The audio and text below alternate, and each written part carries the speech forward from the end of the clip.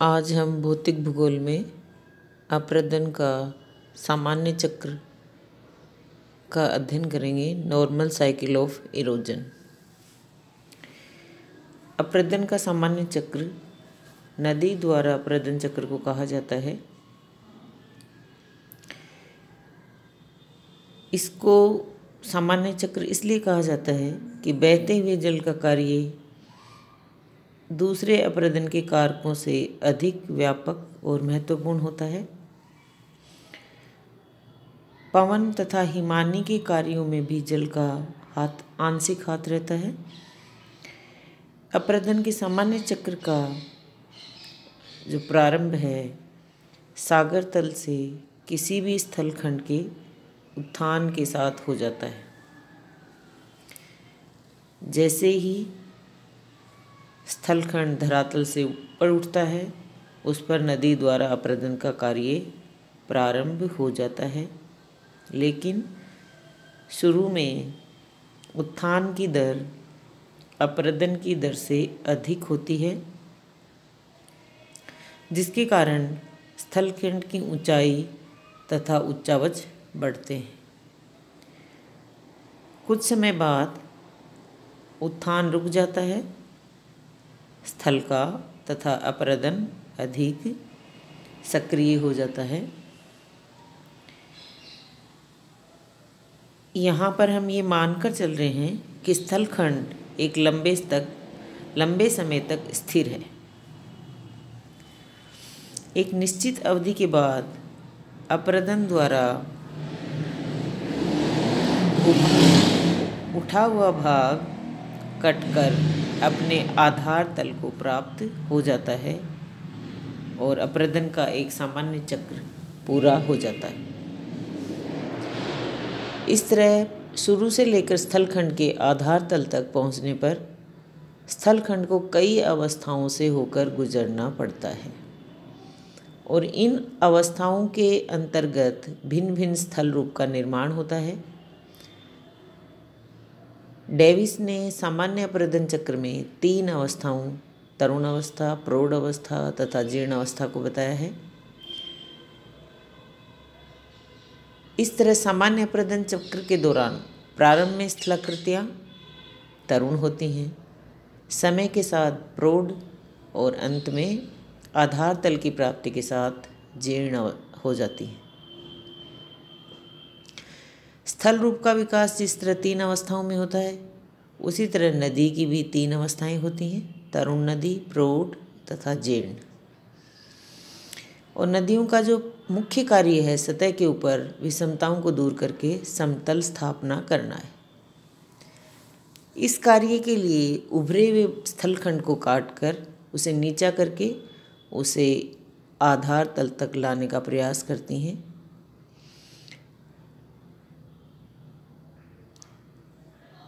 यहाँ पर ये मान लिया जाएगा कि नदी अंततः स्थलखंड को अपरदन द्वारा आधार तल तक ला देती है।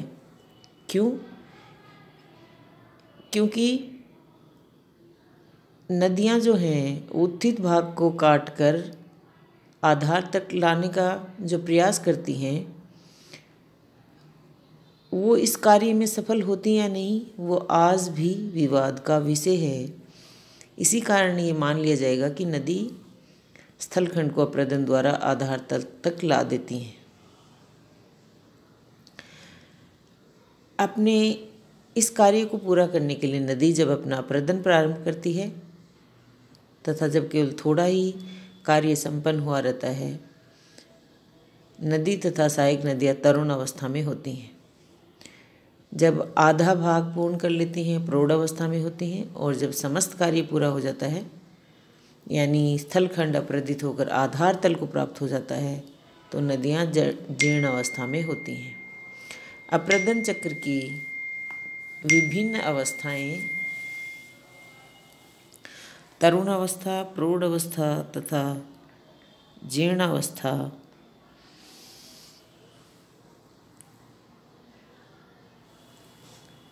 एक दूसरे से संबंधित होती हैं और इनको हम वर्ष में नहीं दर्शा सकते।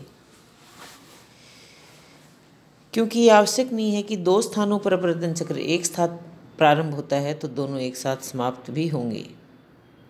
एक चक्र अपनी तरुण अवस्था में हो सकता है जबकि दूसरा चक्र प्रौढ़ अवस्था में हो सकता है। अपरदन चक्र की अवधि को प्रभावित करने वाले वास्तव में जो कारक हैं उनमें स्थलखंड की ऊंचाई तथा विस्तार, सागर से दूरी, वर्षा की मात्रा, नदियों का रूप, स्थलखंड की संरचना आदि मुख्य हैं जो किसी चक्र विशेष की अवधि को कम या अधिक कर सकते हैं।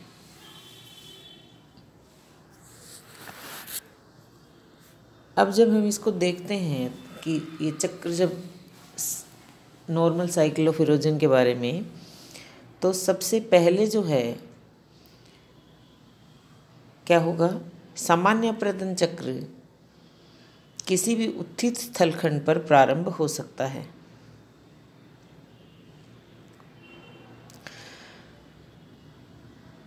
लेकिन हम सरलता के लिए मान लेते हैं कि स्थलखंड का सागर से उत्थान होता है।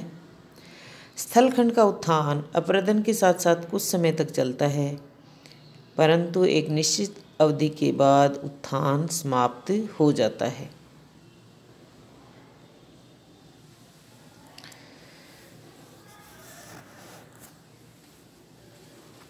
स्थलखंड की भूगर्भिक संरचना सामान्य तथा सरल है और इसका निर्माण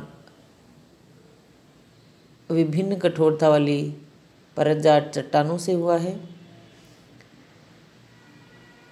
उत्थित स्थलखंड आर्द्र प्रदेश में है जहाँ पर पर्याप्त वर्षा के कारण रन ऑफ नदियों को साल भर मिलता रहता है वाही जल। स्थलखंड सागर तल के संबंध में दीर्घ काल तक स्थिर रहता है जिससे कि अपरदन का चक्र पूर्ण हो सके। ये जो परिस्थितियां हैं इसमें उत्थित स्थलखंड पर नदी द्वारा अपरदन प्रारंभ हो जाता है और स्थलखंड 3 अवस्थाओं से होकर गुजरता है। ये जो अवस्थाएं हैं इनमें अपनी जो पहली अवस्था है वो होगी तरुण अवस्था। सबसे पहले तरुण अवस्था में ढाल के अनुसार अनुवर्ती नदियों का आविर्भाव होता है, यानी ढाल के अनुरूप बहने वाली नदियों को अपन क्या कहते हैं, अनुवर्ती नदियाँ। प्रारंभ में ये नदियाँ संख्या में कम और लंबाई में छोटी होती हैं। इनकी सहायक नदियाँ भी कम होती हैं और नदियों की अपेक्षा ढाल पर असंख्य अवनालिकाएँ तथा छोटी छोटी नदियाँ होती हैं। ये जलधाराएँ शीर्ष अपरदन द्वारा अपना विस्तार करती हैं, यानी उद्गम की ओर जब ये अपना अपरदन करती हैं तो इनका विस्तार होता है। धीरे धीरे मुख्य नदियाँ अपनी घाटी को गहरा करना प्रारंभ कर देती हैं तथा उनकी सहायक नदियों का भी विकास हो जाने पर पादपाकार अपवाह प्रतिरूप का विकास हो जाता है। यहाँ आप नदी के जीवन की इतिहास की अवस्था है प्रारंभिक तरुण अवस्था, दूसरी है तरुण अवस्था, तीसरा है प्रारंभिक प्रौढ़ अवस्था, फिर है प्रौढ़ अवस्था और फिर है जीर्णा अवस्था। इस अवस्था में तरुण अवस्था की बात कर रहे हैं अपन। इस अवस्था में निम्न कटाव द्वारा नदियों की घाटियाँ गहरी होती जाती हैं, यानी लंबवत अपरदन द्वारा, जिससे जब गहरी होंगी तो नदियाँ सकरी तथा गहरी कंदराओं से होकर बहती हैं और इनको गार्ड्स तथा कैनियन कहते हैं। इनकी गहराई चौड़ाई की अपेक्षा अधिक होती है, किनारे की दीवार खड़ी होती हैं और इन घाटियों का आकार वी आकार की घाटी के समान होता है, यानी अंग्रेजी के वी अक्षर के समान इनका आकार होता है।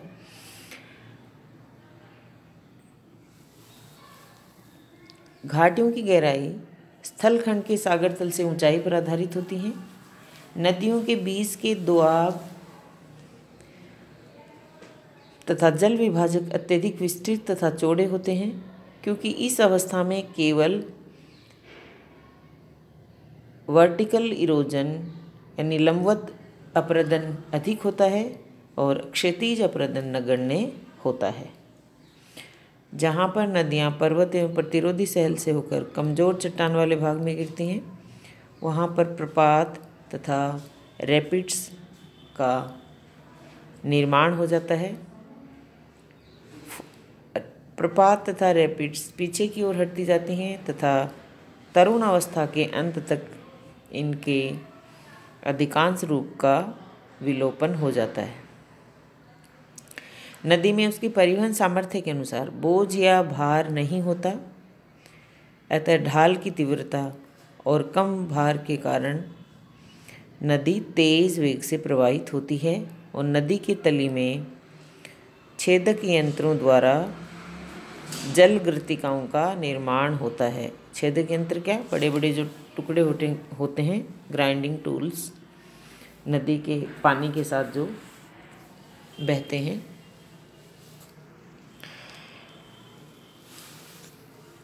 तरुण अवस्था में सरिता अपहरण प्रमुख घटना है। नदी अपने शीर्ष अपरदन द्वारा दूसरी सरिताओं तथा उनकी सहायक नदियों के जल का अपहरण करके उन्हें अपने में मिला लेती हैं। जल विभाजक इतने चौड़े तथा विस्तृत होते हैं कि सरसरी अत्यधिक चौड़े होते हैं कि उनको अगर अपन ऐसे देखें तो उनका निर्धारण नहीं किया जा सकता। इस तरह अपरदन चक्र की तरुणावस्था में अपरदन अधिक होता है, परंतु इस अवस्था में संपन्न हुए समस्त अपरदन कार्य की मात्रा अधिक नहीं हो पाती, क्योंकि अब भी स्थलखंड अपने आधार तल से अधिक ऊंचा होता है। फिर आती है प्रौढ़ अवस्था।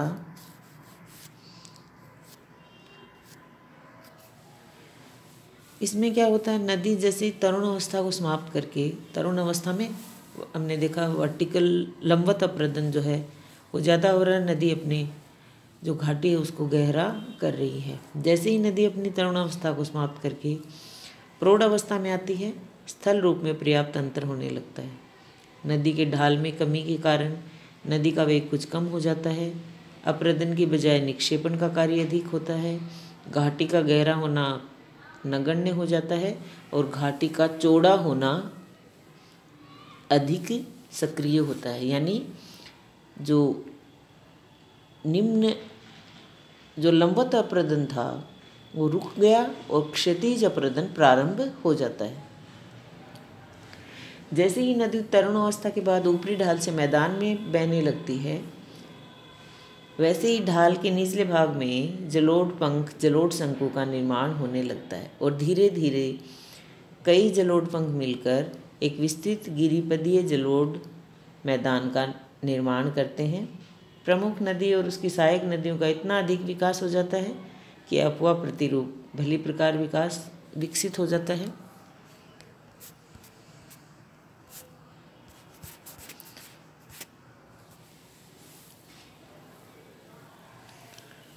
नदियों द्वारा क्षैतिज अपरदन तथा घाटी की चौड़ाई के कारण अंतर सरिता क्षेत्र कटकर संकरे हो जाते हैं और कटक का रूप धारण कर लेते हैं। जल विभाजक नुकीले होते हैं।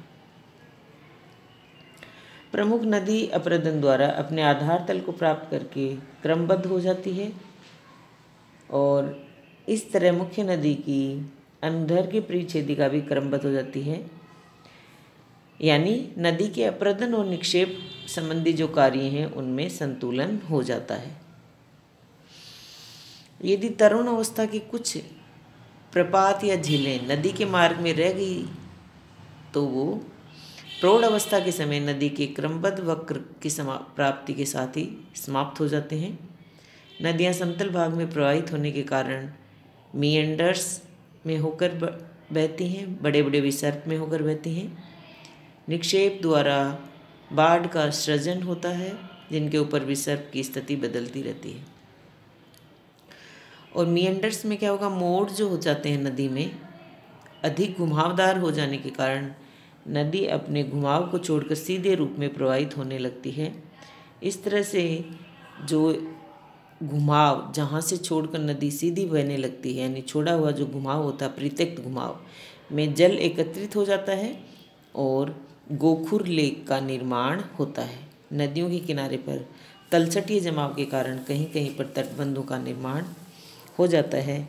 चूँकि ये प्राकृतिक रूप में बाढ़ से रक्षा करते हैं, अतः इन्हें प्राकृतिक तटबंध कहते हैं। यहाँ आप सामान्य अपरदन चक्र की अवस्थाएं, प्रारंभिक अवस्था, तरुण अवस्था, अंतिम तरुण अवस्था, प्रौढ़ अवस्था और जीर्ण अवस्था देख रहे हो।